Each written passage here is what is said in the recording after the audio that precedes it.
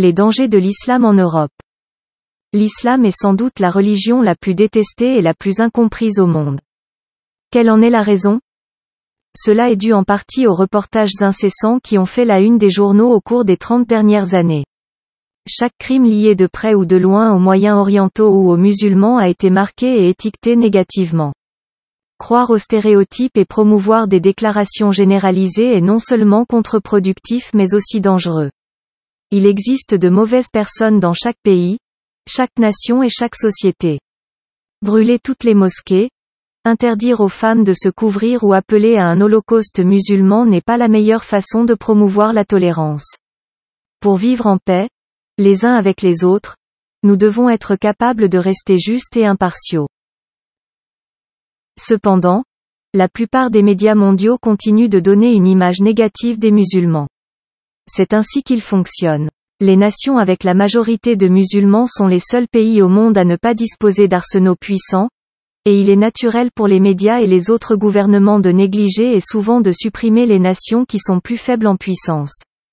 La plupart des nations avec la majorité de musulmans ne possèdent pas de fusils puissants, ni de missiles à longue portée. Les pays musulmans n'ont même pas d'armée fonctionnelle ou active. Presque aucun des pays musulmans du monde ne possède d'armes nucléaires ou chimiques. Ils ne possèdent pas de navires de combat ou de flottes de guerre, ni de sous-marins ou d'avions de chasse. Pourtant, malgré leur impuissance totale, les musulmans sont rabaissés et faussement accusés d'être responsables de centaines d'attaques terroristes, dont la plupart ont été perpétrées par des mercenaires ou des entrepreneurs indépendants qui voulaient faire croire que l'islam était une religion violente. Comment les Allemands représentaient-ils les Juifs avant le début de la guerre mondiale? Il y a près de 80 ans, des millions de Juifs étaient rassemblés dans les camps de la mort de Buchenwald, Mauthausen et Auschwitz, où les Allemands commettaient des crimes odieux contre l'humanité et les cachaient au monde entier. Ils exterminaient les Juifs tout en prétendant que tous les Juifs étaient mauvais et dangereux, et devaient être éradiqués d'Allemagne pour que les Allemands puissent prospérer. À la fin de la guerre mondiale, les crimes allemands contre les Juifs et les prisonniers de guerre soviétiques ont été exposés et les nazis ne pouvaient plus cacher leurs crimes odieux. Mais bien qu'il ait été témoin de tels carnages dans l'histoire, le monde permet à certaines nations de perpétuer des idées haineuses de pureté raciale, ethnique ou religieuse, comme les tueurs génocidaires du peuple musulman Rohingya au Myanmar, également connu sous le nom de Birmanie. Il semble que les leçons de l'Holocauste n'aient pas été retenues et que les musulmans soient devenus les nouveaux juifs de l'époque. Chaque jour, des civils musulmans sont tués dans le monde entier, et pourtant les tueurs sont salués comme des artisans de la paix et leurs victimes sont qualifiées de monstres diaboliques. Malgré les souffrances auxquelles les musulmans sont systématiquement confrontés depuis un siècle, la grande majorité de la presse mondiale qualifie les musulmans de criminels sans pitié, et de nombreux pays ont demandé à leur gouvernement d'interdire l'entrée sur leur territoire aux musulmans. Avant la Seconde Guerre mondiale, le gouvernement nazi a commencé à imposer une interdiction de voyager à sa population juive, et a lentement commencé à saisir leurs biens et leurs richesses, et à geler les comptes bancaires des Allemands juifs qui vivaient en Allemagne depuis des siècles. Avant 1939, le régime d'Hitler autorisait certains juifs à quitter le pays, mais ils n'étaient pas autorisés à emporter leurs biens. Cependant, après que la guerre mondiale ait commencé à battre son plein, les juifs d'Allemagne et d'Europe n'ont plus le luxe de partir. Ils ont été contraints de s'installer dans des camps d'internement, qui ont ensuite été transformés en camps d'extermination où des millions de juifs et de prisonniers russes ont été exécutés par le gouvernement allemand. Selon un expert en génocide historique, le monde pourrait bientôt être témoin d'un nouvel holocauste. Et cette fois, les victimes ne seront pas les Juifs d'Europe, mais plutôt les musulmans du monde entier. De nos jours, les musulmans ont été accusés de divers types de crimes, depuis les attentats du 11 septembre 2001 contre le World Trade Center à New York jusqu'à l'attentat du 7 juillet dans le métro de Londres et, plus récemment, la terrible secte qui est appelée ISIS afin de perpétuer une fausse propagande contre les adeptes de l'islam. Encadrer une religion ou un groupe de personnes spécifiques n'était pas une pratique inhabituelle dans l'Allemagne nazie. Les Allemands n'ont pas déclenché l'Holocauste en un jour. C'est un processus graduel de discrimination qui a conduit à l'extermination massive. Des incidents de cadrage similaires aux attentats à la bombe contre les églises d'ISIS et aux démolitions du 11 septembre ont eu lieu 5 ans avant la guerre mondiale à Berlin. L'incendie du Reichstag était un incendie criminel dramatique du bâtiment du Reichstag, siège du Parlement allemand, et le dirigeant allemand, Adolf Hitler, a joué sur les peurs publiques et politiques pour consolider le pouvoir, préparant ainsi le terrain pour la montée de l'Allemagne nazie. Le parti nazi a utilisé l'incendie du Reichstag de 1933 pour s'emparer d'un pouvoir presque illimité. Après l'arrivée au pouvoir des nationaux-socialistes en Allemagne, les dirigeants nazis ont commencé à persécuter les juifs allemands et, pendant les 6 premières années de la dictature d'Hitler, de 1933 jusqu'au déclenchement de la guerre en 1939, les juifs ont ressenti les effets de plus de 400 décrets et règlements qui restreignaient tous les aspects de leur vie publique et privée. Les lois antisémites deviennent le fondement des lois raciales de Nuremberg de 1935, qui officialisent leur ségrégation de la population aryenne allemande. Au cours des 6 années qui précèdent l'Holocauste officiel, les livres écrits par des auteurs juifs sont brûlés publiquement et les Allemands reçoivent l'ordre de boycotter les magasins et les entreprises appartenant à des juifs. Le département d'hygiène raciale a été créé pour orchestrer le nettoyage ethnique. Il a interdit aux juifs l'accès aux universités et aux services militaires, leur a retiré le droit de vote, les a expulsés de leur maison, leur a confisqué les téléphones et les radios, les a obligés à porter des brassards et à changer de nom. Les Juifs n'ont pas le droit d'utiliser les téléphones publics et enfin, il leur est interdit de quitter le pays alors que le gouvernement allemand entame une extermination massive. Ces lois de ségrégation désavouaient également le Shoah en interdisant l'abattage kasher, prétendant que la cacheroute était un rituel de mise à mort pervers. Les Allemands prétendaient être compatissants au point de refuser d'autoriser le massacre des animaux. Même Hitler était végétarien et proposait d'interdire complètement les abattoirs. Les nazis hésitaient à tuer une chèvre mais n'avaient aucun scrupule à massacrer des femmes et des enfants juifs. Des années avant le début de l'Holocauste, des extrémistes civils allemands rassemblaient les juifs dans les synagogues et les forçaient à y danser et à y faire des festins. Plus tard, ces Allemands obligeaient les fidèles juifs à nettoyer les excréments avec leurs châles de prière et les parchemins de la Torah et de l'Ancien Testament de la Bible. Au cours des 6 années qui ont précédé l'Holocauste officiel, des livres écrits par des auteurs juifs ont été brûlés en public et les Allemands ont reçu l'ordre de boycotter les magasins et les entreprises appartenant à des juifs. Le département d'hygiène raciale a été créé pour orchestrer le nettoyage ethnique. Il a interdit aux juifs l'accès aux universités et aux services militaires, leur a retiré le droit de vote, les a expulsés de leur maison, leur a confisqué les téléphones et les radios, les a obligés à porter des brassards et à changer de nom. On interdit aux Juifs d'utiliser les téléphones publics et, enfin, on leur interdit de quitter le pays pendant que le gouvernement allemand entamait une extermination massive. Les résidences juives sont perquisitionnées alors qu'ils sont emmenés de force et transportés vers des camps d'extermination. Les soldats allemands s'introduisaient souvent dans les maisons et retenaient les parents en otage pendant qu'ils obligeaient les garçons juifs à violer leurs sœurs, encore et encore, sous le regard des soldats. Les nazis trouvaient des moyens créatifs de tourmenter les juifs allemands pendant la Seconde Guerre mondiale, justifiant leurs actions en affirmant que les juifs étaient en quelque sorte responsables de l'incendie du Reichstag en 1933. Il n'est pas rare que l'on accuse une secte ou une race particulière de crimes. Cela ressemble parfois à ce que nous voyons ces derniers temps. Les vidéos de propagande sanglante diffusées par les soi-disant cellules terroristes ISIS basées en Irak et en Syrie semblent être trompeuses, et il est probable que des agences ou des mercenaires anonymes ont créé ces groupes bidons afin de dénigrer la religion islamique ou même de semer le chaos ou la violence au Moyen-Orient, afin que certaines compagnies pétrolières occidentales puissent profiter du pétrole bon marché de la région du Golfe. Il est probable qu'une tierce partie ait décidé de profiter d'une guerre massive au Moyen-Orient et ait procédé à des opérations sous faux drapeau sous le couvert d'ISIS ou d'autres réseaux terroristes. Une fois de plus, l'Europe a commencé à mettre en œuvre une vague de lois visant à restreindre les droits de ces groupes minoritaires, à savoir les musulmans. L'Union européenne a interdit l'abattage rituel des animaux par les musulmans, de la même manière que l'Allemagne nazie a interdit l'abattage kasher pendant la guerre mondiale. La Cour européenne de justice a interdit aux musulmans d'abattre les animaux de manière indolore et a exigé que le bétail soit douloureusement étourdi ou électrocuté avant d'être tué. De nombreux pays, dont la Suède, la Norvège, l'Islande, le Danemark et la Slovénie, se sont empressés de mettre en œuvre cette réglementation visant à empêcher les musulmans d'avoir accès à la nourriture halal. Outre l'interdiction de l'abattage rituel halal, il est également interdit aux musulmans de porter des symboles religieux et le voile. Le gouvernement nazi en Allemagne a interdit les inscriptions hébraïques et a détruit toutes les synagogues en Europe. En France et dans d'autres territoires occupés, les Allemands utilisaient les lieux de culte et les synagogues juives comme bordels militaires. Souvent, les filles des grands rabbins et d'autres familles juives influentes étaient contraintes de se prostituer et de servir les soldats de la Wehrmacht.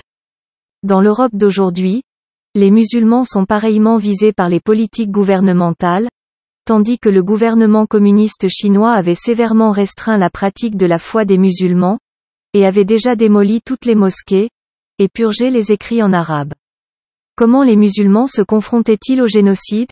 Pendant près de 10 ans, les médias internationaux ainsi que les Nations Unies et d'autres organisations de défense des droits de l'homme ignoraient les mauvais traitements infligés par la Chine aux musulmans ouïghours dans la région autonome du Xinjiang.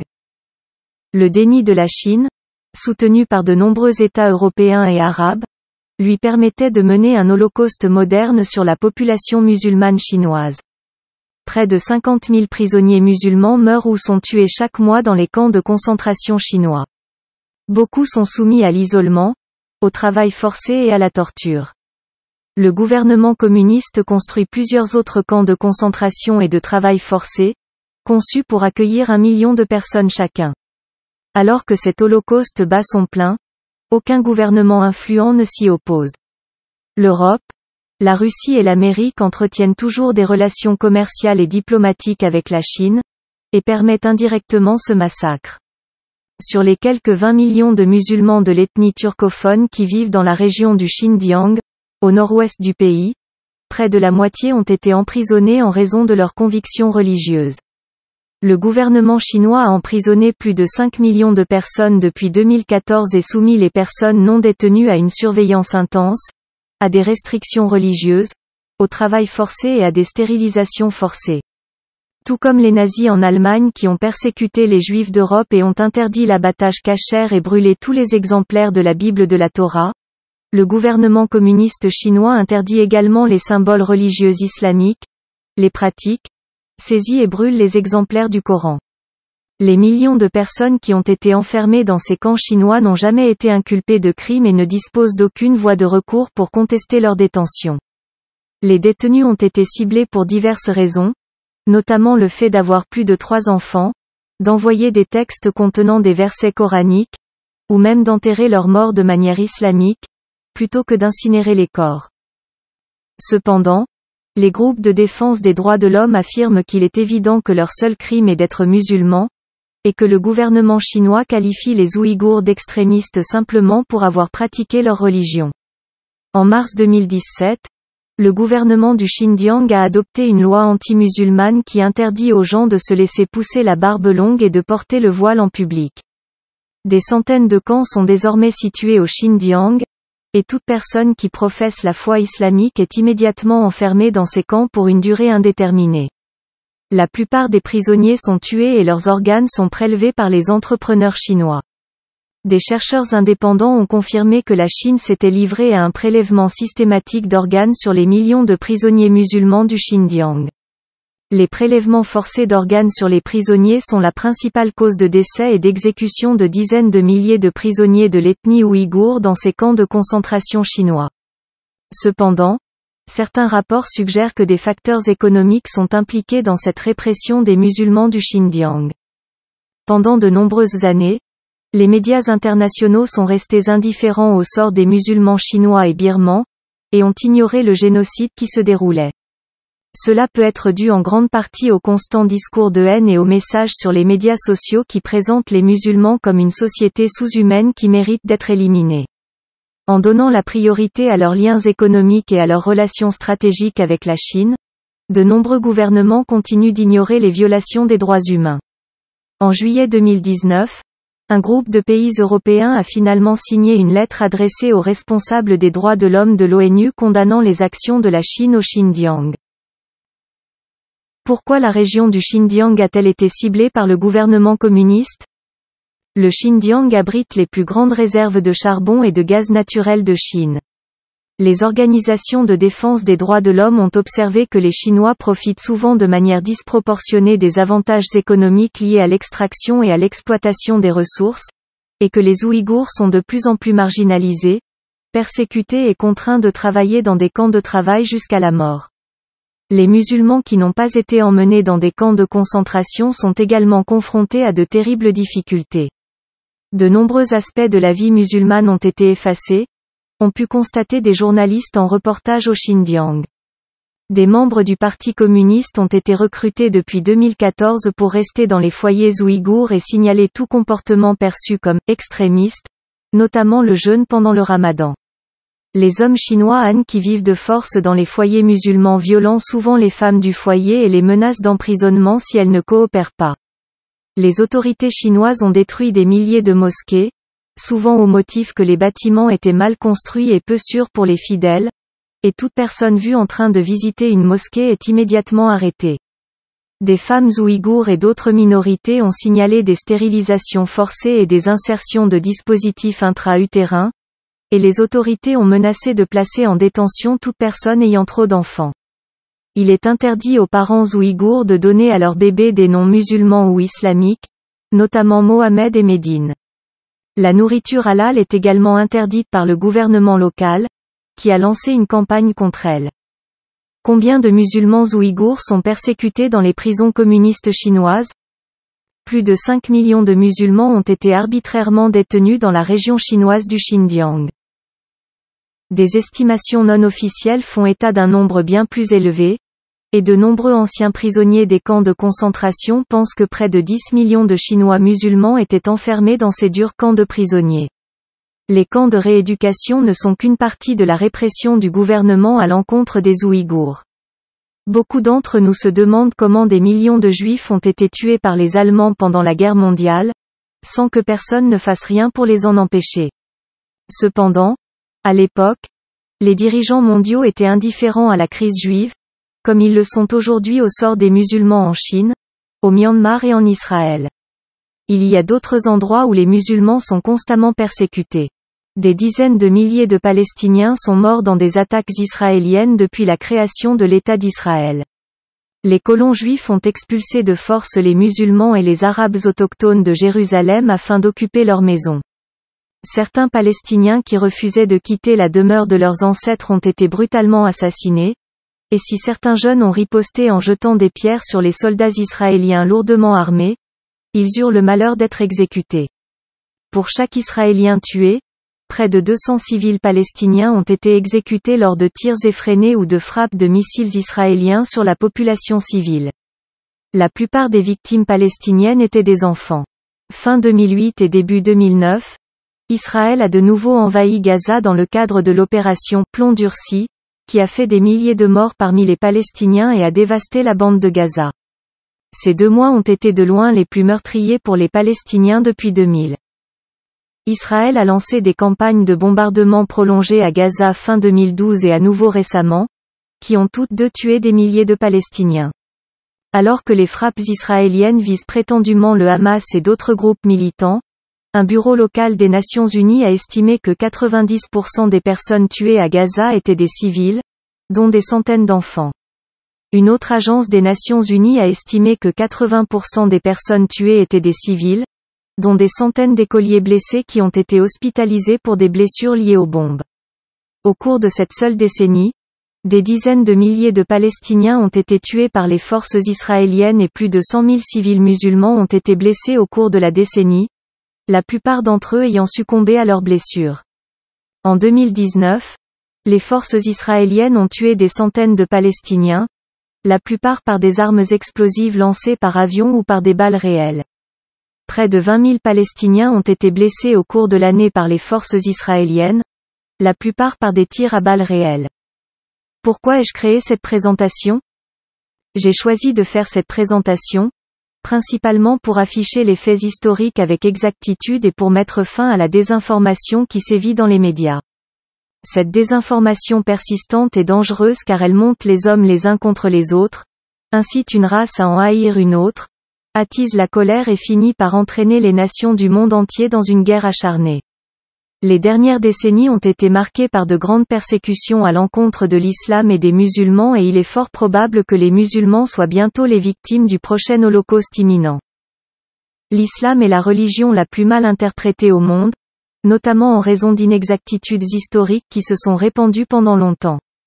Les Arabes de l'Arabie pré-islamique diffusaient souvent de fausses informations sur Mahomet et ses disciples, et certaines de ces histoires ont fini par être intégrées par inadvertance dans des brochures religieuses. Ces faux récits ont même été adoptés par certains érudits musulmans qui les considéraient comme d'authentiques narrations prophétiques.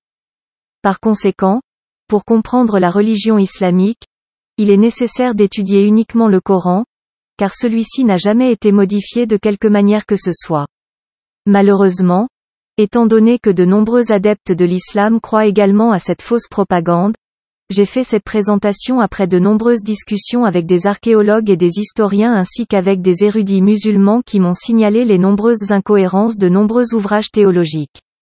Mon objectif est de discuter d'un aspect de l'islam qui a été grossièrement mal compris, à savoir l'esclavage de son prochain. L'attention récente des médias sur l'idée d'esclavage sexuel a soulevé de nombreuses questions sur ce sujet. Le groupe criminel mercenaire qui se fait appeler ISIS ou ISIL a semé le chaos dans de nombreuses nations du Moyen-Orient en encourageant les effusions de sang et les enlèvements généralisés. La question qui a naturellement surgi dans l'esprit de nombreuses personnes était de savoir si l'esclavage était même légal dans l'islam.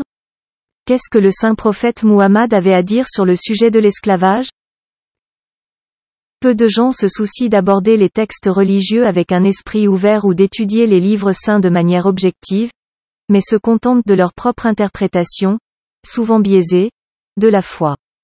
Dans cette brève vidéo, nous allons tenter de passer en revue quelques-uns des sujets les plus controversés et les moins compris de l'islam. Il y a 1450 ans, lorsque l'islam est apparu, il a annulé et nié le concept d'esclavage. Aucun souverain ou géniteur n'était autorisé à traiter ses sujets ou sa progéniture comme ses esclaves. Chaque individu était doté de droits bien définis.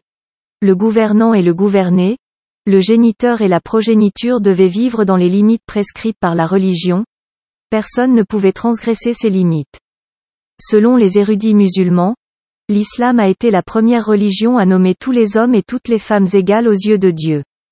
Chacun est né libre.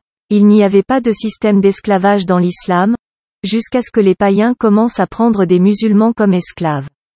Les musulmans qui n'étaient pas protégés par des tribus puissantes étaient capturés et vendus à des ennemis qui les tuaient, les torturaient et les persécutaient sans pitié. Enfin, Dieu a permis aux musulmans de ne faire des prisonniers qu'en cas de guerre, et ce, en vertu de règles complexes qui prévoyaient notamment que les prisonniers de guerre devaient être traités avec douceur, qu'ils devaient être nourris avec les mêmes aliments que leurs geôliers, qu'ils devaient être vêtus du même tissu et logés dans un logement similaire. Et elle limitait drastiquement la guerre, en autorisant l'emprisonnement que dans une guerre menée contre un ennemi incroyant et injuste.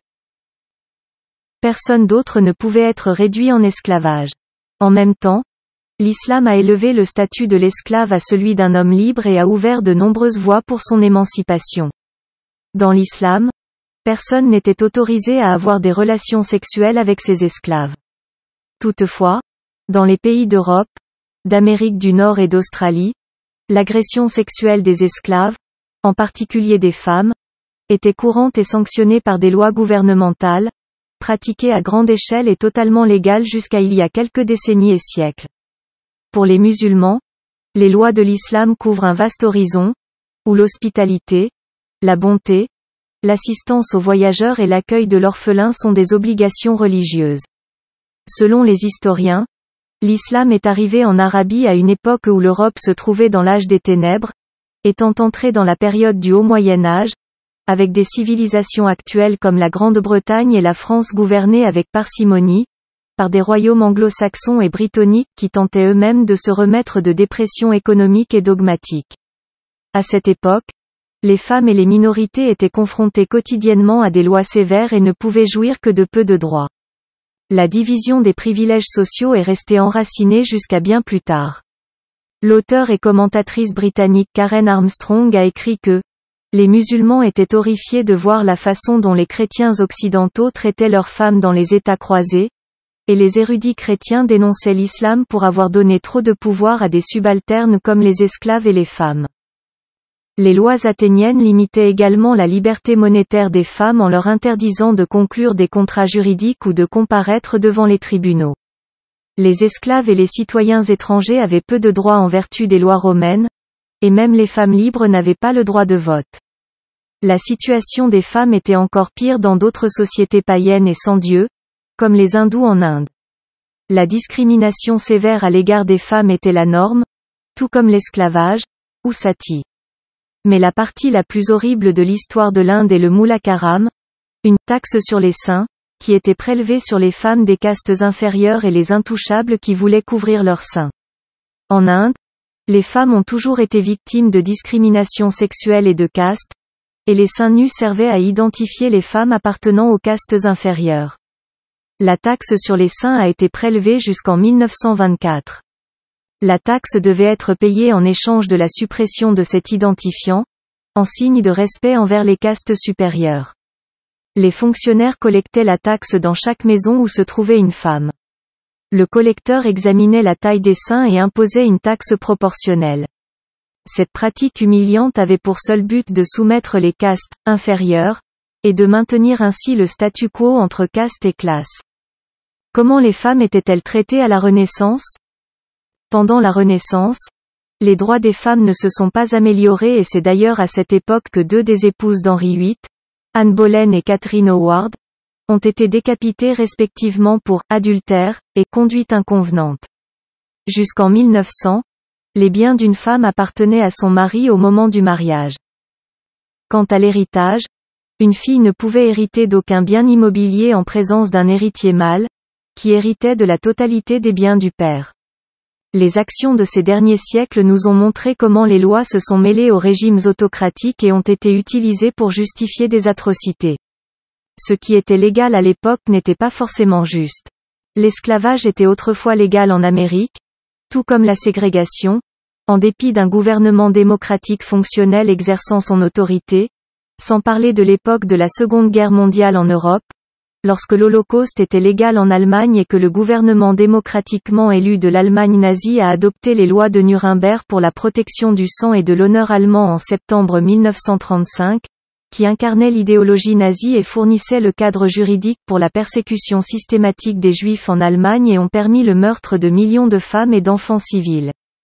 De nombreux musulmans déplorent que l'islam soit la foi la plus mal interprétée et la plus mal jugée de ce siècle. Il est particulièrement impératif que les gens connaissent l'islam tel qu'il est réellement et qu'ils l'apprennent de ceux qui participent activement à sa réalisation et à sa formulation, tels que les érudits et juristes islamiques qualifiés, afin de ne pas être complètement privés des vertus et des lumières de l'islam, et de ne pas être aveuglés par l'ignorance et les préjugés. Malgré la nécessité de nous éduquer et d'éduquer les autres, les insultes xénophobes déferlent sur de nombreux sites de médias sociaux. Par conséquent, l'islamophobie en Europe, en Asie et en Amérique est désormais un phénomène mondial. Des millions de musulmans qui vivent en Europe sont confrontés à une hostilité, une peur ou une haine irrationnelle à leur égard et à l'égard de leur culture islamique, et la discrimination active dont ils sont victimes leur rend la vie très difficile. L'islamophobie est-elle dangereuse ? Aujourd'hui, l'islamophobie en Europe se manifeste par des comportements individuels et par les politiques et pratiques d'organisation et d'institutions. Il y a eu de nombreux incidents d'agression physique ou verbale contre des biens, des lieux de culte et des centres religieux musulmans. Des femmes portant le hijab ou le niqab ont fait l'objet de menaces verbales ou en ligne de violence, de diffamation et d'abus. En Europe, les politiques ou la législation ciblent indirectement ou affectent de manière disproportionnée les musulmans et restreignent indûment leur liberté de religion, par exemple en interdisant le port de symboles religieux et culturels visibles, en adoptant des lois contre la dissimulation du visage et en interdisant la construction de mosquées avec minarets. Ces lois discriminatoires leur rendent la vie très difficile. En Europe, les musulmans sont victimes de discriminations systématiques en matière d'éducation, d'emploi, de logement ou d'accès aux biens et aux services, et les déclarations publiques de certains journalistes et hommes politiques, sur l'ensemble de l'échiquier politique, stigmatisent les musulmans en tant que groupe et ne tiennent pas compte de leur contribution positive aux communautés et aux pays dans lesquels ils vivent. L'utilisation du terme islamophobie est un phénomène relativement récent, mais il existe en Europe et en Amérique du Nord depuis un certain temps. Pourquoi l'islamophobie est-elle un problème en Europe aujourd'hui? Ces dernières années, l'islamophobie a été alimentée par l'anxiété du public concernant l'immigration et l'intégration des minorités musulmanes dans les cultures majoritaires en Europe. Ces tensions ont été exacerbées à la suite des attentats du 11 septembre 2001 aux États-Unis et de l'attentat à la bombe du métro londonien du 7 juillet 2001, et de nombreux politiciens nationalistes populistes en Europe ont profité de ces attaques terroristes très médiatisées pour stigmatiser les musulmans. Dans de nombreuses villes d'Europe, les minorités musulmanes ont été dépeintes comme n'appartenant à personne et voulant se séparer du reste de la société. Les politiques gouvernementales n'ont pas réussi à garantir l'égalité des droits aux personnes ayant émigré des pays à majorité musulmane. Les minorités ont servi de boucs émissaires et les quelques 25 millions de musulmans qui vivent en Europe sont constamment décrits dans les médias comme des menaces inhérentes au mode de vie européen. Même lorsque les musulmans sont nés sur place et vivent depuis des générations en Europe, les partis xénophobes et populistes qui se développent dans toute l'Europe les rabaissent et les critiquent, même dans les pays où les musulmans vivent depuis des générations. Toutefois, de nombreux musulmans que j'ai interrogés insistent sur le fait qu'ils éprouvent toujours beaucoup d'amour et de respect pour leurs homologues européens. La plupart des musulmans pensent que certains éléments des médias sont responsables de la diffusion de faux récits sur l'islam, et c'est en raison de cette campagne de désinformation à long terme que de nombreux Américains, Australiens, Canadiens et Allemands expriment leur aversion pour la foi islamique. Cette réaction est naturelle, si l'on considère que pendant des décennies, chaque crime commis par une personne d'origine islamique a été qualifié à plusieurs reprises de crime musulman. Pourquoi les musulmans sont-ils la cible de tant de crimes haineux? Si les médias de masse avaient été plus objectifs dans leurs reportages sur les crimes, et avaient cessé d'utiliser des mots tels que « le musulman », qui est un terroriste, et avaient plutôt parlé de la mauvaise personne qui est un terroriste, alors les crimes haineux auraient diminué d'au moins 50%. Si les journaux avaient l'habitude d'utiliser des étiquettes ethniques et culturelles dans tous leurs titres, cela semblerait misérablement non professionnel. Des titres tels que « l'Indien brun qui est un tueur »,« l'ex-musulman qui est un haineux », « l'immigrant qui est un voleur »,« le juif qui est un meurtrier » ou « le blanc chrétien qui est un raciste » sont tous terriblement irresponsables. Il y a des criminels dans toutes les sociétés, et les femmes sont maltraitées dans tous les pays. Une nation progressiste comme les États-Unis a sa part de crimes. Selon le National Center for Injury Prevention and Control, les femmes américaines subissent chaque année environ 5 millions d'agressions physiques et de viols liés à un partenaire intime. Mais moins de 20% des femmes battues cherchent un traitement médical à la suite d'une agression. La majorité des auteurs sont des hommes blancs chrétiens, mais généraliser et étiqueter tous les Américains comme violeurs serait une erreur. Que pensent les Arabes et les habitants du Moyen-Orient de l'islamophobie? Ce n'est un secret pour personne que le Moyen-Orient a été bombardé par les forces américaines, australiennes et britanniques pendant des décennies, et que des millions de civils irakiens et afghans ont perdu la vie dans les bombardements menés par l'OTAN, mais heureusement, les médias et les journaux des pays du Golfe et d'autres pays arabes n'utilisent pas la généralisation dans leurs reportages. Ils n'associent pas tous les meurtres et assassinats aux forces américaines ou aux soldats britanniques.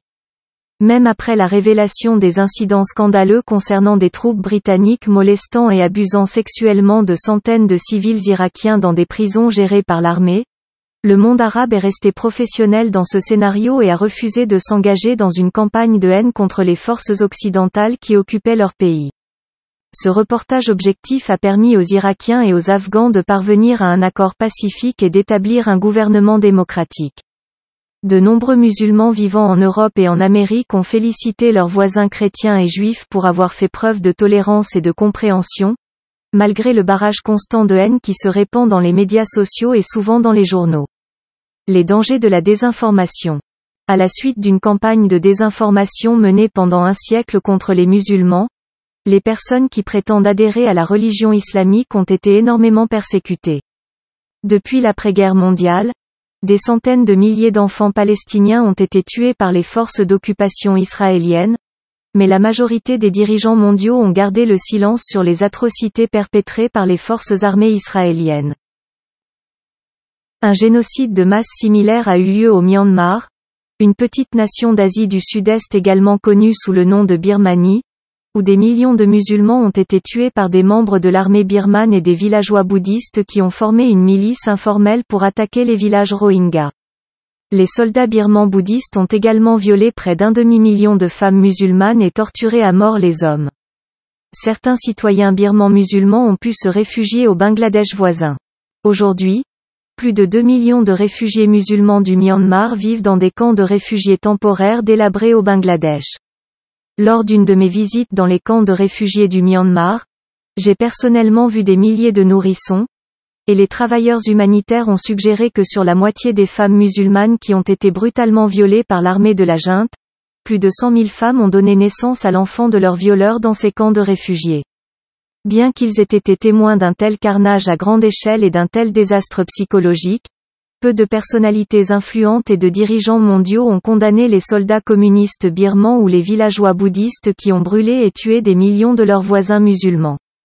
Une fois de plus, dans ce cas, les musulmans étaient les victimes d'une persécution religieuse de masse, mais la plupart des médias mondiaux les présentaient comme les méchants pantomimiques.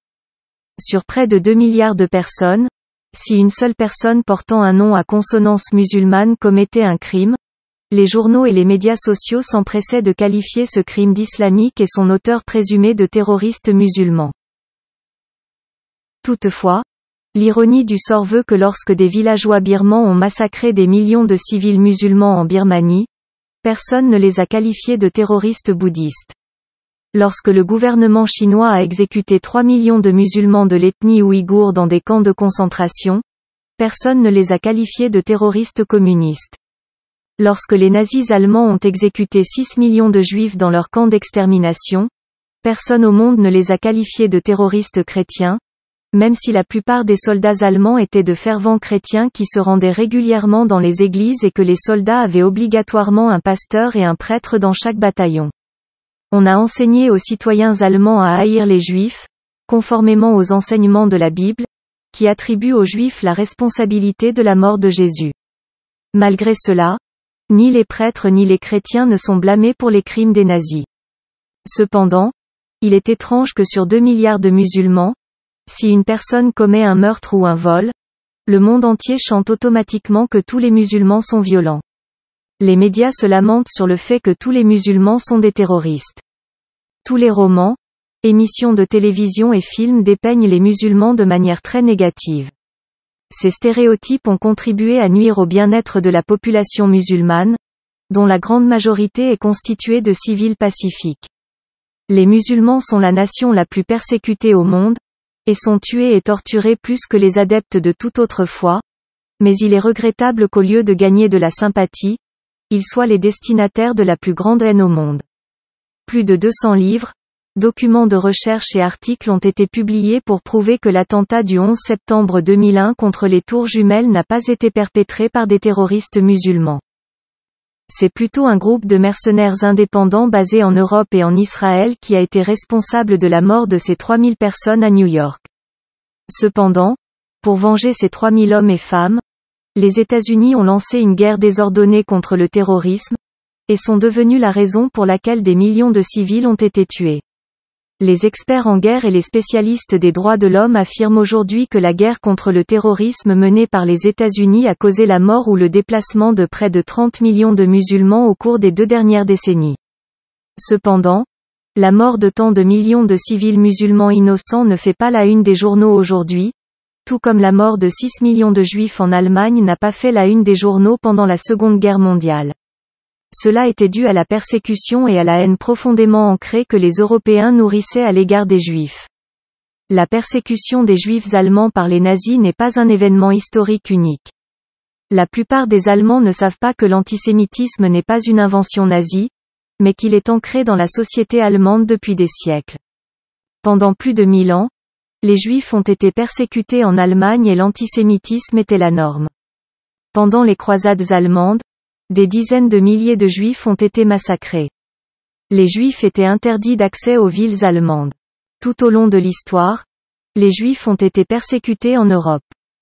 Ce n'est que pendant une brève période en Espagne, qui était sous la domination des Arabes musulmans, que la population juive a vécu en liberté. Mais cela a pris fin lorsque les chrétiens ont repris le contrôle, ont mis en place l'Inquisition et ont expulsé tous les Juifs. Même si nous sommes nombreux à vouloir éviter les sujets religieux et les discussions théologiques, qui poussent certains à sortir de leur zone de confort, l'incompréhension de la foi et de la religion d'autrui est souvent à l'origine d'âpres dissensions, voire de violentes bagarres et de guerres ouvertes. Pendant des siècles, les citoyens du monde en développement ont été sensibilisés aux dangers des groupes terroristes tentaculaires, tels que les rebelles maoïstes en Inde, l'organisation terroriste IRA en Irlande, l'organisation séparatiste basque en Espagne, les groupes de guérilla de gauche en Colombie, le groupe terroriste juif Dam Yehudi Nakam qui avait juré de tuer 6 millions d'Allemands et assassiner des centaines de vétérans de la Seconde Guerre mondiale à travers le monde. Ce n'est un secret pour personne que les croisades ont été une tache sombre dans l'histoire chrétienne de l'Europe, et beaucoup de gens ont été prompts à accuser le christianisme d'inciter à la violence, comme en ce siècle, on dit souvent la même chose de l'islam. Les hommes et les femmes ayant une connaissance superficielle des Écritures et des lois religieuses se précipitent souvent pour tirer des conclusions après avoir lu des textes non vérifiés et des passages sortis de leur contexte. Par exemple, les fidèles entendent parfois des versets bibliques qui conseillent de mettre à mort les fornicateurs. Les discours de haine sont courants sur toutes les plateformes de médias sociaux, et cela ne se limite pas à vilipender les musulmans. Les utilisateurs autoproclamés agnostiques et athées citent souvent des passages de la Bible pour prouver que le christianisme est dangereux. Les passages de la Bible qui semblent glorifier le meurtre et citent Jésus pour promouvoir l'esclavage, ou le verset de l'Ancien Testament qui ordonne aux gens de lapider les femmes qui commettent la fornication, sont souvent sortis de leur contexte afin de dépeindre le judaïsme et le christianisme de manière négative. Il en va de même pour l'islam et, à ce titre, certaines images déformées sont diffusées dans les médias sous couvert de reportages objectifs, et des groupes terroristes tels qu'ISIS et Al-Qaïda sont associés à la foi musulmane. Les croyances religieuses sont souvent détournées par des groupes terroristes laïques ou agnostiques qui utilisent le nom d'une divinité pour commettre des actes de terreur.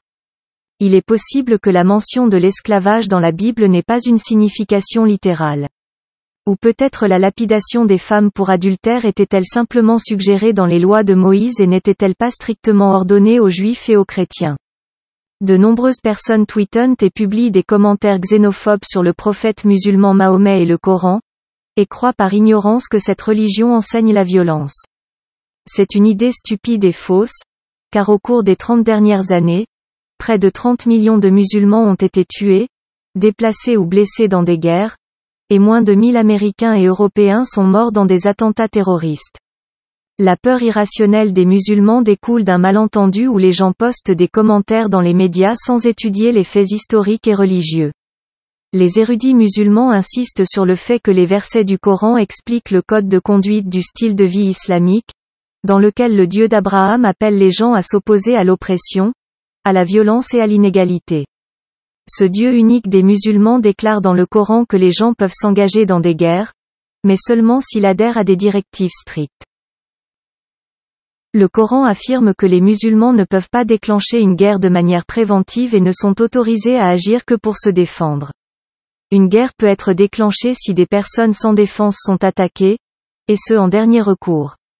L'islam et le terrorisme sont synonymes depuis plusieurs décennies, et ce sentiment s'est répandu au lendemain de l'attentat du 11 septembre 2001 contre les tours du World Trade Center à New York, au cours duquel l'un des plus hauts bâtiments du monde a été détruit à l'explosif. De nombreux détracteurs de l'islam pensent que le livre saint des musulmans est un pamphlet violent qui appelle les croyants à faire la guerre. Or, le Coran autorise simplement les musulmans à mener une guerre purement défensive lorsque les circonstances l'exigent, mais le prophète a toujours exhorté les croyants à adopter la paix plutôt que la guerre, l'amour plutôt que la haine et la tolérance plutôt que le sectarisme. Lorsque le gouvernement allemand a encouragé les Européens à dénigrer et à menacer ouvertement la population juive, cela a conduit à l'Holocauste au cours duquel 6 millions de Juifs ont été exécutés. Ceux qui ont survécu ont été expulsés et contraints à l'exil. Aujourd'hui, si les comportements et les discours islamophobes persistent à gagner en popularité, alors ces discours de haine peuvent conduire au génocide impardonnable de plus d'1 milliard d'hommes, de femmes et d'enfants musulmans innocents. Al-Qaïda, ISIS ou ISIL sont-ils des groupes musulmans? L'idée d'une guerre apocalyptique telle que proposée par des organisations terroristes comme ISIS ou Al-Qaïda est totalement contraire à l'islam. Les textes religieux de nombreuses religions ont été utilisés dans le passé pour glorifier la violence et des pratiques répugnantes comme l'esclavage. En effet, des passages du Nouveau Testament de la Bible tels que Éphésiens 6/5 exhortent les chrétiens à prendre des esclaves. Dans la Bible chrétienne, Paul convainc les esclaves fugitifs de retourner auprès de leur maître. Pendant l'esclavage dans le Sud-américain, des textes comme ceux-ci ont été utilisés pour justifier les formes les plus viles d'esclavage et de châtiment avant la guerre civile. Heureusement, Abraham Lincoln a réussi à abolir cette pratique. Si l'esclavage est interdit dans l'islam depuis 1400 ans, les musulmans sont autorisés à faire des prisonniers sur le champ de bataille, mais ils ont l'ordre de traiter les prisonniers de guerre avec honneur, respect et amour et de les libérer dès que le conflit est terminé. L'une des raisons pour lesquelles les enquêteurs du FBI ont soupçonné que les attentats du 11 septembre étaient une opération sous faux drapeau menée par un groupe de mercenaires irréligieux, est que la plupart des auteurs présumés se sont avérés par la suite être en vie et en bonne santé. Il a été révélé que les jeunes hommes arabes accusés d'avoir détourné l'avion avaient en fait été piégés pour cette attaque odieuse. Le Federal Bureau of Investigation n'a jamais partagé avec les enquêteurs indépendants sur le 11 septembre les images des hommes du Moyen-Orient entrant dans l'un des avions. Les chercheurs indépendants ont pu déterminer que Nawaf al-Azmi et Salem al-Azmi sont toujours en vie. L'un des pirates de l'air accusés, Salem al-Azmi, serait en vie et en bonne santé et travaillerait dans une usine pétrochimique à Yanbu, en Arabie Saoudite, après le 11 septembre. Parmi les autres personnes figurant sur la liste du FBI, un certain Walid al-Shéri s'est avéré être en vie à Casablanca, au Maroc, et travaillait comme pilote pour Saudi Arabian Airlines. Un certain Abdulaziz al-Omari a également été déclaré vivant, et s'est plaint d'avoir perdu son passeport à Denver. Un certain Saed al-Ramdi était également en vie et travaillait comme pilote en Arabie Saoudite. Khalid al-Midar a également été signalé vivant. Le ministre saoudien des Affaires étrangères, Saoud al-Faisal, a aidé les enquêteurs à déterminer l'identité des terroristes présumés. Les experts du comité d'enquête sur le 11 septembre sont également certains que les tours jumelles ont été abattues par démolition contrôlée, et non par des terroristes saoudiens ou du Moyen-Orient comme le propagent les médias. Pourquoi l'enseignement de la tolérance est-il si important? Il est abominable de mentionner des crimes avec leur pays ou leur race en regard. Le crime n'a ni religion ni nationalité. Il n'est pas confiné à un statut social spécifique et n'a pas d'affiliation politique. L'abus est l'abus. Et un meurtre est un meurtre. Les médias devraient s'efforcer de ne pas présenter les faits nouveaux de manière négative ou partiale et de les relater objectivement, sans qualifier les criminels de moyen-orientaux, musulmans, chrétiens, russes, blancs, arabes, ou ex-musulmans. Il n'y a pas si longtemps, la Constitution américaine autorisait l'esclavage et considérait qu'il était légal de posséder et de vendre des êtres humains. Jusqu'à aujourd'hui, la Constitution américaine permet de tuer ses ennemis, même si ces ennemis sont des civils qui protègent leur pays, comme les résistants au Vietnam, en Irak, en Corée ou en Afghanistan. À la suite des attentats du 11 septembre 2001 contre les bâtiments du World Trade Center à New York, la Constitution américaine a de nouveau légalisé la torture, le viol et le meurtre lors des interrogatoires de terroristes présumés ou de tout autre espion. Tout cela a été promulgué afin de préserver la sécurité de l'Amérique. Ceux qui ont été surpris en train de tuer ou de torturer des suspects de terrorisme n'ont jamais été accusés d'aucun crime. Toutefois, cela ne signifie pas que l'Amérique est la pire nation du monde. Les États-Unis sont toujours une démocratie active où les citoyens demandent des comptes au gouvernement, et toutes les dispositions du Patriot Act qui légalise la torture ont été prises pour que les Américains puissent se défendre. La Bible contient également des centaines de passages et de versets qui appellent les chrétiens à tuer tous ceux qui ne croient pas en Jésus, mais cela ne signifie pas que tous les chrétiens sont des croisés et des meurtriers. La Bible contient plus de 100 versets où il est ordonné de lapider les femmes, mais personne ne suit ces instructions prémédiévales. Bien que le Coran ne contienne pas un seul verset autorisant la lapidation ou la torture, les musulmans sont toujours considérés comme un problème et l'islam est considéré comme une idéologie dangereuse par de nombreuses personnes. Le gouvernement communiste chinois a utilisé le terrorisme comme prétexte pour interdire le Coran dans toutes les maisons publiques et privées. Le gouvernement chinois avait déjà emprisonné plus de 10 millions de musulmans dans des camps de concentration, et tous les prisonniers sont des civils innocents, y compris des nourrissons, des femmes et de jeunes enfants. Chaque jour, plusieurs milliers de femmes musulmanes sont violées par la police communiste chinoise afin de les rendre moins extrémistes. Depuis 2017, plus d'1 million de musulmans civils en Chine sont morts de. Au moins 100 000 organes sont transportés de ces camps chaque année.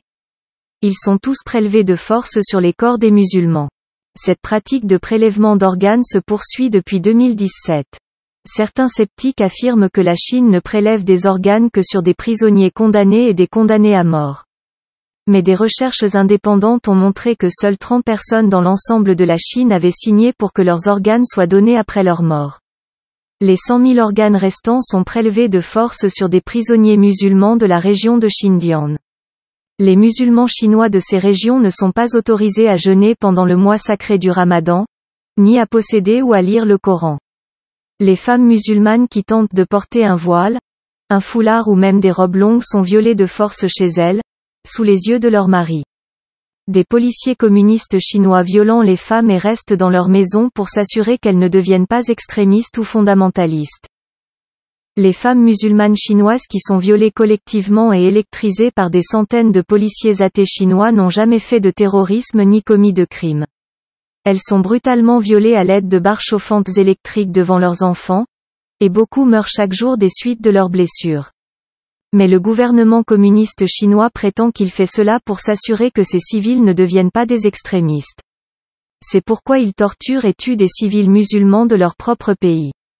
Dans les camps de concentration chinois, les musulmans ont l'interdiction de prier et de jeûner, et sont contraints de boire de l'alcool et de manger du porc tous les jours, puisque les musulmans, comme les juifs, ne sont pas autorisés à manger du porc.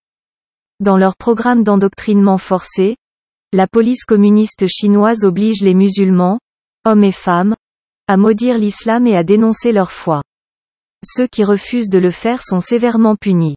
Leurs enfants sont souvent congelés dans des congélateurs devant leur mère s'ils n'acceptent pas de maudire l'islam.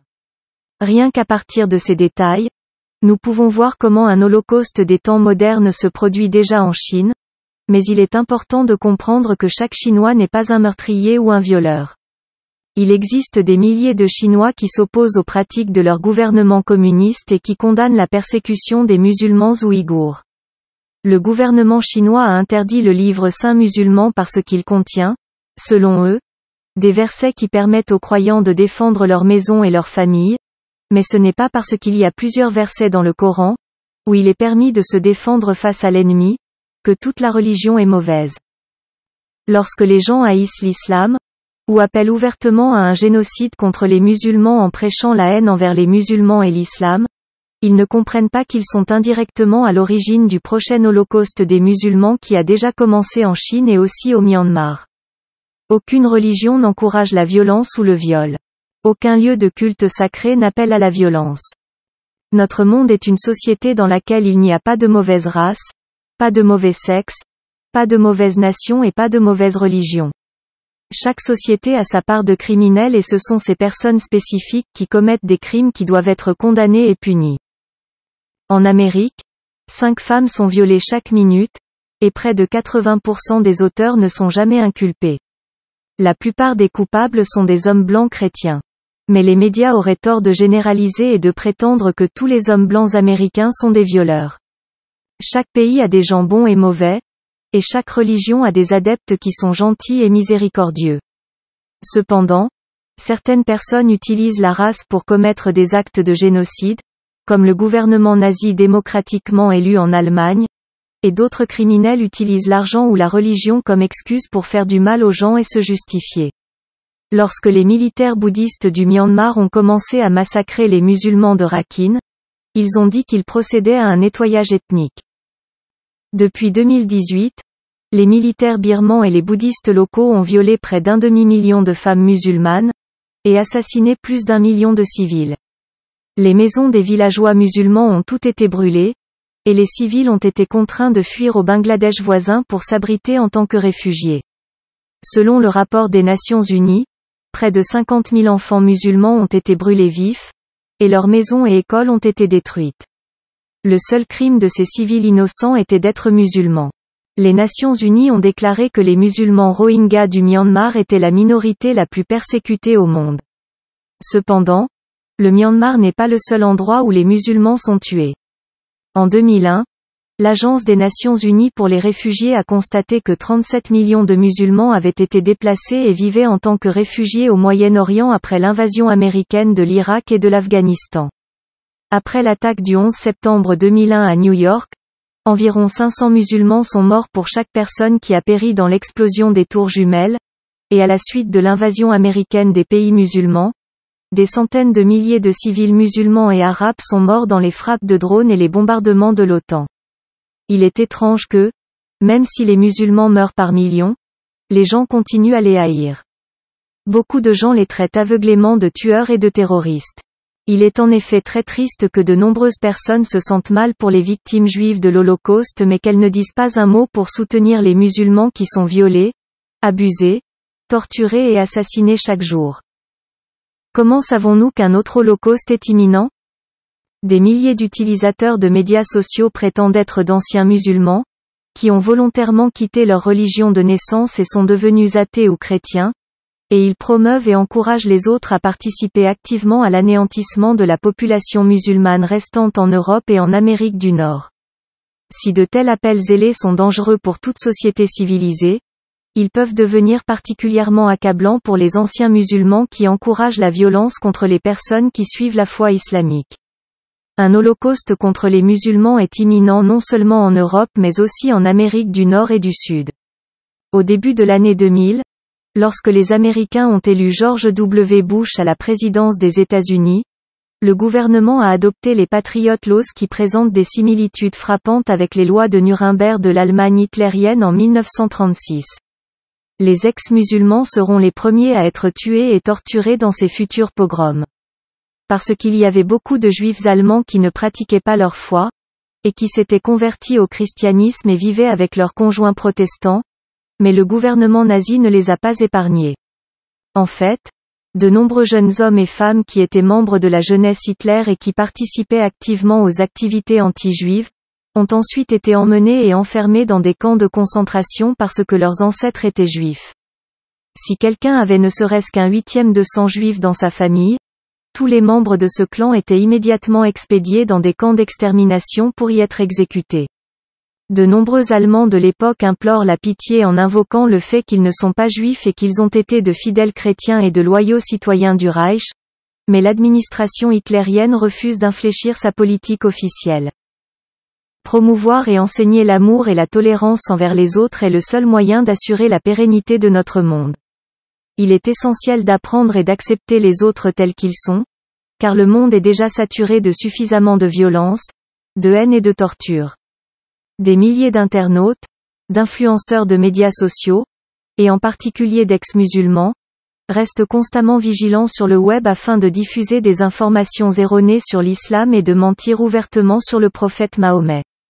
Souvent, de nombreux utilisateurs créent de faux récits et de faux versets du livre saint musulman afin de rabaisser les adeptes de l'islam. Les discours haineux sont si courants que les utilisateurs et les spectateurs des médias sociaux sont influencés par inadvertance par ces discours haineux, et diffusent donc des contenus violents dans les médias. Rien que cette année, il y a eu plus d'1 million de messages, de tweets et de commentaires portant la balise # de l'élimination de tous les musulmans. Les hashtags appelant à tuer l'ensemble de la population musulmane sont même courants sur Twitter et Instagram. Des dizaines de milliers de messages sont téléchargés chaque jour sur YouTube et d'autres plateformes de médias sociaux, où les utilisateurs appellent ouvertement à un holocauste des musulmans en Europe et au Moyen-Orient. Des milliers d'utilisateurs américains et européens sont connus pour poster et reposter des documents et des mèmes qui encouragent les spectateurs à brûler toutes les mosquées et à arroser les centres et écoles islamiques d'essence en pariant sur l'embrasement. Les appels ouverts à l'anéantissement des Arabes, des moyens orientaux et des musulmans sont également très courants dans le monde des médias sociaux. De nombreux utilisateurs téléchargent régulièrement des images de poupées Barbie féminines vêtues d'un hijab, pendues ou étranglées. D'autres personnes influentes sur les médias sociaux ont ouvertement appelé à un holocauste musulman lors de rassemblements publics, dont le plus important a eu lieu en Pologne, où près de 100 000 personnes se sont rassemblées et ont appelé l'Europe à commencer un holocauste et un génocide des musulmans. Ces discours haineux n'ont pas été largement condamnés et, par conséquent, les musulmans ont été victimes de nombreux crimes haineux. Les médias sociaux et les journaux considèrent ces commentaires haineux comme relevant de la liberté d'expression, mais les campagnes de haine à l'égard d'une religion ou d'une culture donnée, sous couvert de réforme ou de sensibilisation, sont devenues si courantes qu'elles ont directement entraîné la mort de centaines d'Arabes et de ressortissants du Moyen-Orient vivant en Europe. Prêchons tout l'amour, la tolérance et l'acceptation. Le monde est rempli de suffisamment de haine, de violence, de meurtre et de torture. Essayons de mettre fin à cette haine par l'amour et l'énergie positive. Ne nous leurrons pas en pensant que prêcher la haine envers une foi et une race particulière est réformer ou sensibiliser. Dans le cadre de la recherche sur les discours de haine à l'encontre des musulmans, nous avons interrogé des milliers d'utilisateurs de médias sociaux qui ont déclaré être des adeptes de la foi islamique et leur avons demandé ce qu'ils pensaient de la multiplication des messages et des tweets islamophobes en ligne. La plupart des utilisateurs musulmans ont déclaré à l'unanimité qu'ils ne pensaient pas que les Européens et les Américains les détestaient. En fait, ils pensaient que les Français, les Espagnols, les Canadiens, les Américains et les Européens étaient très gentils et amicaux envers les immigrants et les Arabes. Mais ils ont le sentiment que les médias sont souvent injustes dans l'image qu'ils donnent des musulmans au public, et la propagande répétée conçue par les émissions de télévision et de radio qui montrent aux gens que tous les musulmans sont violents ou dangereux a servi à transformer de nombreuses personnes en militants anti-islamiques haineux. Des centaines de politiciens d'extrême droite et racistes en Grande-Bretagne, en France, en Allemagne, en Norvège, au Danemark, au Canada et aux États-Unis ont ouvertement appelé à l'interdiction des musulmans dans ces pays et ont encouragé les gens à jeter les musulmans hors d'Europe et d'Amérique du Nord. En raison de la propagande anti-musulmane constante, de nombreux Européens ont ouvertement appelé à un holocauste musulman. Ce sentiment n'est pas inhabituel, car nous pouvons voir l'histoire se répéter. Avant la Seconde Guerre mondiale, les Juifs d'Europe étaient pris pour cible de la même manière que les musulmans sont harcelés et persécutés. Hitler prend le pouvoir en Allemagne en janvier 1933. Dès le début, les Juifs sont la cible de politiques et de lois locales, régionales et fédérales visant à restreindre leurs droits dans tous les domaines de la vie. Ils se voient refuser l'accès aux écoles, aux hôpitaux, aux bibliothèques et aux autres services publics, l'exercice de leur profession, la possession d'objets de valeur, mais surtout de radio, le lien avec le monde extérieur, le droit de s'asseoir sur les bancs publics, de prendre le tramway ou la bicyclette, de faire des achats dans les magasins et de posséder des biens. Lorsque le Parti national-socialiste est arrivé au pouvoir en Allemagne, il a lancé une campagne de désinformation contre les Juifs. Les journaux accusaient constamment les Juifs de toutes les choses terribles qui se passaient en Europe. Si un tueur en série était attrapé, les médias le rapportaient comme une nouvelle normale et n'étiquetaient pas l'auteur du crime selon sa foi ou sa race. Par exemple, si un Allemand volait de l'argent, les journaux écrivaient qu'un homme avait été arrêté pour vol. Cependant, si le coupable se trouvait être juif, les titres seraient criards avec des mots tels que « un voleur juif vole ». Mais le même journal ne dirait pas qu'un homme blanc chrétien a été reconnu coupable de vol ou de meurtre. La haine à l'égard des juifs devient si importante que la population allemande commence à détester ses voisins juifs. En 1935, les juifs d'Allemagne sont déchus de leur citoyenneté allemande.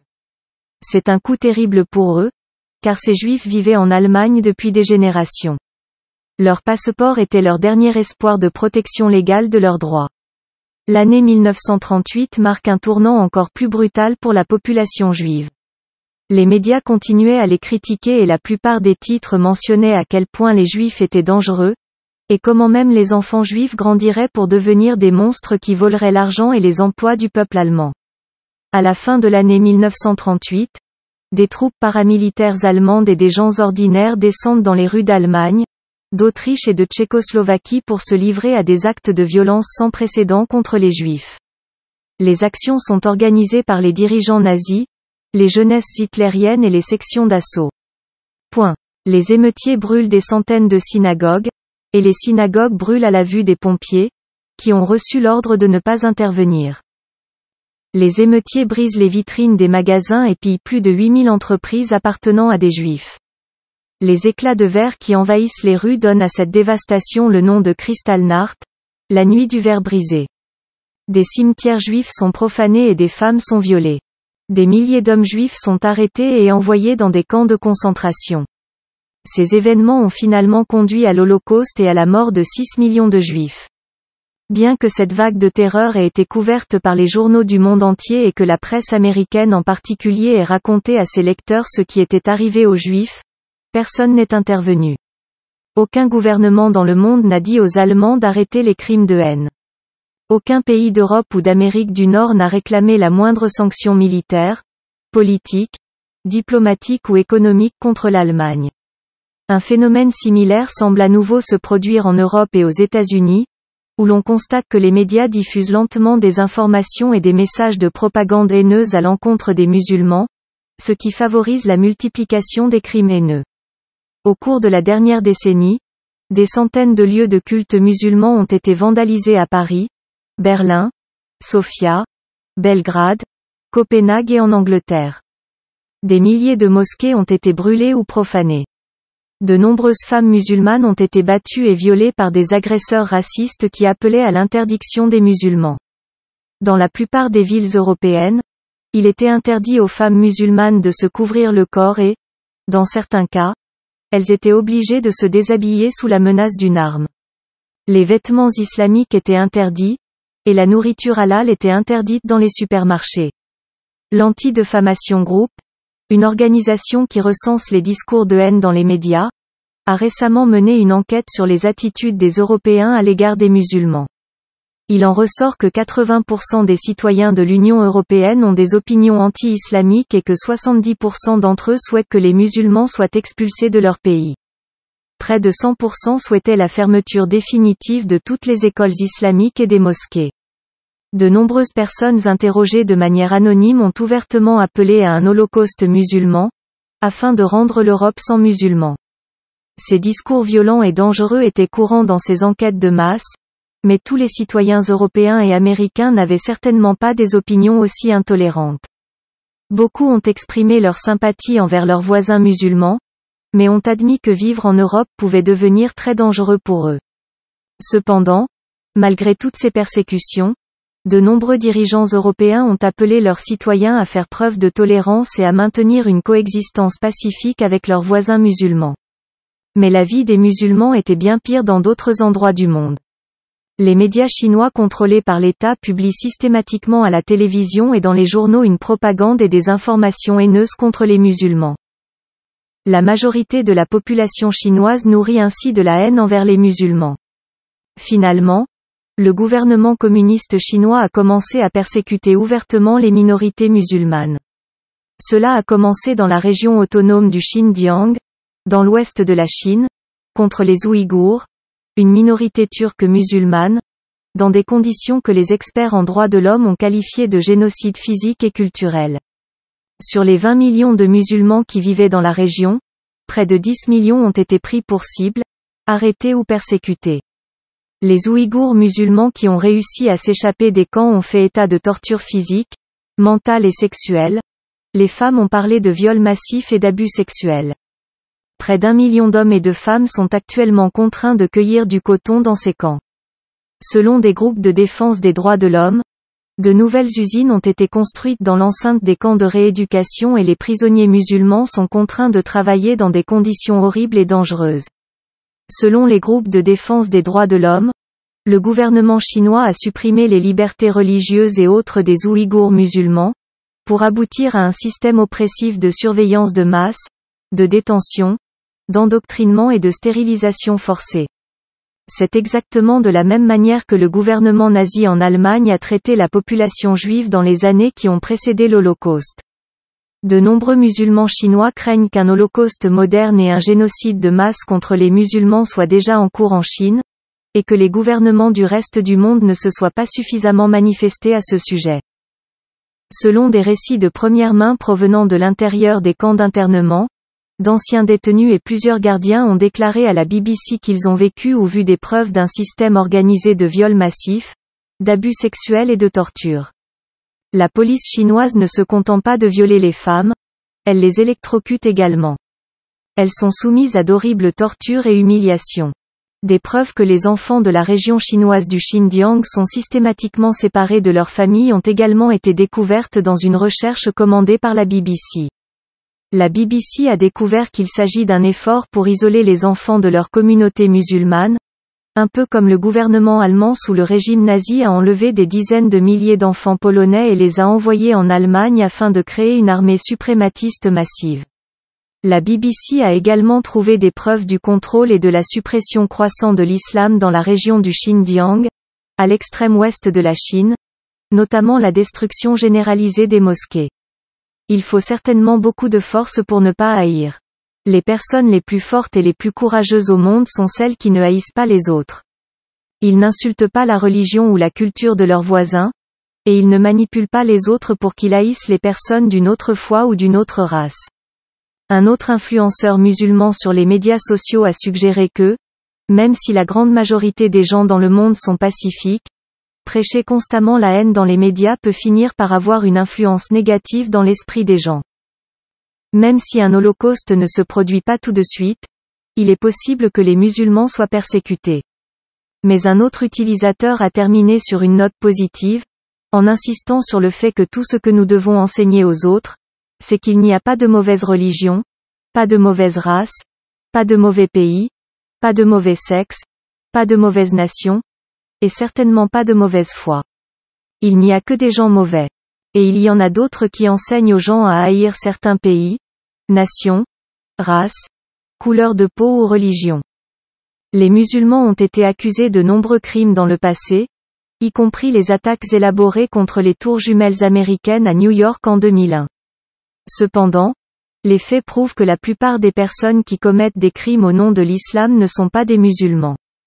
Ce sont des apostats, et parfois d'anciens musulmans, qui renient les lois islamiques pacifiques, tuent des gens et prétendent être musulmans pour donner une mauvaise réputation aux musulmans. L'islam interdit strictement le meurtre. Mais les personnes qui tuent au nom des musulmans sont des personnes qui détestent l'islam. Le groupe terroriste ISIS a également tué directement et indirectement près d'1 million de musulmans jusqu'à présent, et ils ont ciblé moins d'1 millier de non-musulmans dans le monde. Ces statistiques montrent que si ISIS était un groupe musulman, il n'aurait pas ciblé les musulmans. Environ 10 millions de musulmans sont morts à ce jour aux mains de non-musulmans, depuis la première guerre d'Irak jusqu'au génocide des musulmans Rakhine au Myanmar et des Ouïghours en Chine. Si nous continuons à prêcher la haine et la violence et à conseiller aux autres de haïr encore plus les musulmans, nous serons responsables du prochain holocauste qui aura lieu et qui a déjà lieu contre les musulmans. Pourquoi la généralisation est-elle si mauvaise ? Il serait moralement erroné de rendre tous les chrétiens du monde responsables des crimes perpétrés par l'Allemagne nazie. De même, il serait erroné de blâmer tous les juifs pour les meurtres perpétrés par les forces de défense israéliennes contre le peuple palestinien. Il serait également erroné de blâmer plus d'1 milliard de musulmans pour les crimes d'un seul musulman. Le monde serait meilleur si nous pouvions aimer toutes les croyances et toutes les races de la même manière, et voir le meilleur des gens. La haine envers une foi peut conduire à la haine envers 2 milliards de civils. Cela aura pour conséquence de persécuter 2 milliards d'êtres humains, de blesser 2 milliards d'âmes et de détruire le bonheur de près de 700 millions d'enfants innocents. Et cela transformera les haineux en le plus grand monstre qui ait jamais existé. Il n'est pas possible de nourrir de la haine dans son cœur pour une nation et d'en aimer une autre. On doit aimer et sauver tout le monde. J'ai vu trop d'Européens et d'Américains se laisser influencer par des discours de haine au point de dire ouvertement des choses comme: tous les Arabes devraient mourir. Tous les musulmans devraient mourir. Même les enfants et les femmes devraient mourir. Même ceux qui ont quitté leur pays ou leur religion devraient aussi mourir parce que leur sang est mauvais. Les personnes qui tiennent de tels propos détestent publiquement tous les immigrants. Les personnes partiales qui s'expriment de manière ignorante ou qui mettent en ligne des messages partiaux sur les médias sociaux peuvent susciter une telle haine dans le cœur des civils que ceux qui lisent ces messages sont aveuglés par la colère et essaient de tirer sur tout homme immigré du Moyen-Orient qu'ils voient dans la rue. Cela conduit à des crimes de haine et à d'autres attaques mortelles contre des groupes minoritaires. Nous devons essayer de prêcher l'amour et la tolérance à tous les êtres humains. Pourquoi de nombreuses personnes critiquent-elles encore l'islam? De nombreuses personnes qui critiquent l'islam prétendent que c'est une religion barbare, car certains pays à majorité musulmane appliquent encore la peine de mort. Toutefois, dans ces pays, la peine de mort n'est pas infligée pour avoir quitté la religion, mais pour trahison. L'islam encourage la liberté d'expression, et Mahomet a personnellement permis aux gens de le critiquer. Si Mahomet a fait preuve d'une grande tolérance de son vivant, on ne peut pas en dire autant de tous les autres dirigeants des divers empires voisins. Par exemple, Louis IX, qui a vécu de 1214 à 1270 et a été couronné à la mort de son père Louis VIII, était communément appelé Saint Louis ou Louis le Saint. Il était un dirigeant populaire et fut le seul roi de France à être canonisé par l'Église catholique. À l'âge adulte, Louis IX est devenu l'un des monarques européens les plus remarquables du Moyen Âge. Son règne est considéré comme un âge d'or médiéval au cours duquel le royaume de France a atteint un sommet économique et politique. Les autres souverains européens l'estimaient beaucoup pour sa réputation d'équité et d'intégrité morale. Il était un réformateur et a développé le système de justice royale français. Cependant, Louis IX était un chef ambitieux qui a mené les 7e et 8e croisades contre les musulmans et a massacré des milliers d'innocents. En France, Louis IX vénérait les valeurs de l'orthodoxie catholique et, dès son arrivée au pouvoir, il a fait régner la terreur parmi ses sujets en adoptant des lois barbares. L'un des châtiments préférés de Louis était de punir le blasphème par une mutilation du visage. Toute personne parlant mal du christianisme ou de Jésus aurait les lèvres et la langue coupées. En plus de ne pas tolérer le blasphème, Louis IX ordonna de brûler plus de 12 000 copies manuscrites du Talmud et d'autres livres juifs. Pendant des siècles, Louis IX a été considéré comme le souverain chrétien idéal car il était inspiré par le zèle chrétien et la dévotion catholique, mais certains historiens expriment leur horreur en évoquant les lois draconiennes sur le blasphème que le roi Louis avait mises en place à son époque. Mais la France n'était pas la seule à punir le blasphème de cette manière brutale. De nombreuses autres nations d'Europe ont adopté cette pratique et torturaient ou brûlaient à mort les non-chrétiens. Des siècles plus tard, bien des années après les croisades, l'Angleterre a continué à pratiquer des lois similaires et à punir le blasphème le plus sévèrement. Le délit de blasphème faisait à l'origine partie du droit canonique. À la fin des années 1100, le pape Innocent III a institué un bureau spécial de l'Église chargé d'enquêter sur l'hérésie et de la poursuivre, une persécution systémique que nous connaissons aujourd'hui sous le nom d'inquisition. L'Inquisition utilisait la torture pour punir l'hérésie et ceux qui refusaient de renoncer à leurs croyances étaient mis à mort, généralement sur le bûcher, car le bûcher était considéré comme un châtiment merveilleux qui purifiait le pécheur.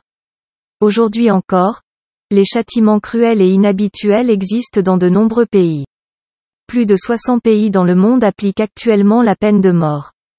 Amnesty International a enregistré que cette année, près de 20 000 personnes ont été condamnées à mort dans 54 pays. Les méthodes d'exécution suivantes ont été utilisées dans le monde en 2020. Décapitation, électrocution, pendaison, injection létale et fusillade. Les États-Unis sont l'un des plus fervents partisans de la peine de mort. Le gouvernement américain peut arrêter toute personne qui dit quelque chose contre ce pays, et l'accuser de trahison. Cette personne peut être emmenée dans des endroits sombres pour y être interrogée et torturée sans restriction. Il y a des dizaines de pays, chrétiens, qui appliquent la peine de mort pour trahison, y compris la Russie. Dire quoi que ce soit qui prouve la haine envers son propre pays, peut être considéré comme une trahison. Ces pays pensent que les personnes qui font constamment de la propagande antigouvernementale peuvent devenir des saboteurs ou des espions pour l'ennemi. La Chine exécuterait des milliers de personnes chaque année, ce qui en fait une fois de plus le bourreau le plus prolifique du monde, devant les États-Unis, la Russie et l'Amérique du Sud. La trahison est également punie de mort dans la majorité des pays chrétiens. Cependant, les citoyens de ces pays ne réclament pas l'abolition de leur gouvernement légalement élu et ne considèrent pas la peine de mort comme une oppression. La plupart des gens ne critiquent pas le système judiciaire qui pend les espions pour trahison, mais ces personnes dénigrent sévèrement l'islam et toutes ses lois religieuses. Critiquer les religions, c'est bien, mais lorsque la critique conduit à la haine violente et au sectarisme, le monde ne reste pas un endroit sûr. Il y a une raison pour laquelle l'Amérique a interdit l'antisémitisme.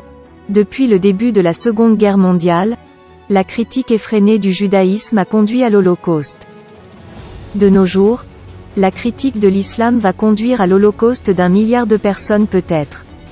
Ce n'est pas une exagération, car l'Holocauste a déjà commencé en Chine, avec des millions de musulmans rassemblés dans des camps de concentration.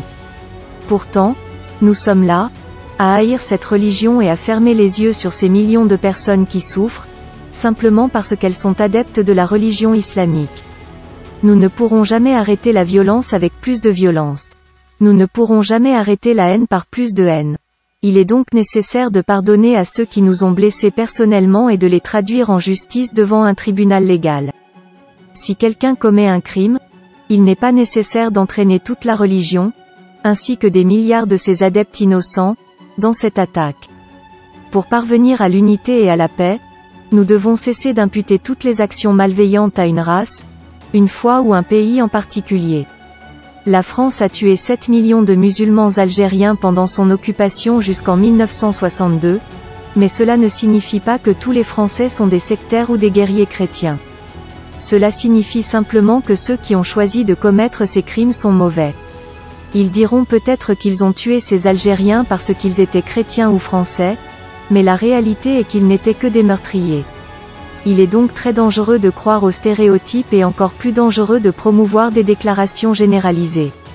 Il existe sans aucun doute des hommes et des femmes mauvais dans chaque pays, chaque nation et chaque société.